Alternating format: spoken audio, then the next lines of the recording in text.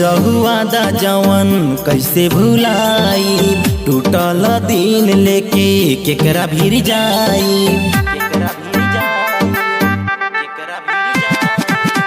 कैले रहलू वादा जवन कैसे भुलाई, टूटल दिल लेके केकरा भीर जाई। हरदम हर पल याद आई रे, ए पगली तोर बारात आई रे, ओह दिन हमर लाश जाई रे।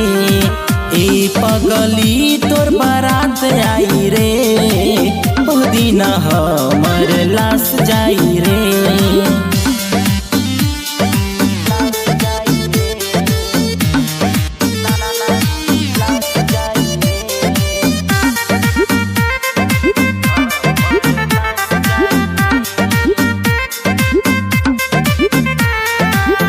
इहे करे के रहे त काहे तू प्यार कैलू, हमरो जिंदगिया के काहे बेकार कैलू।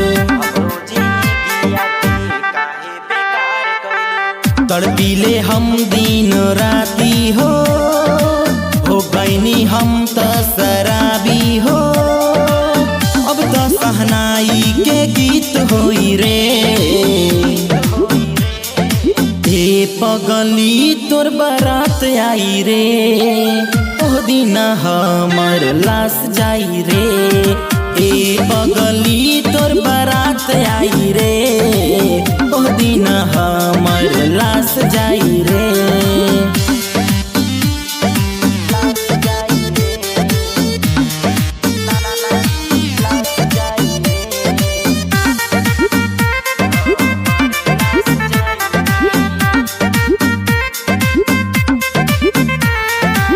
तोहरा दुआर पर बाजी हो बाजा, डीएस दीवाना पहले मौत के साजा।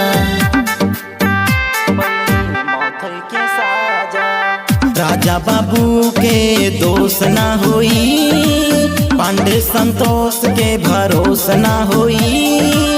मंगिया भराई जावन रात होई रे,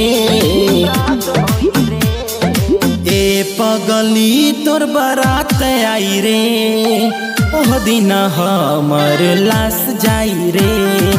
ए पगली तोर बारात आई रे, ओह दिन हमर लाश जाई रे।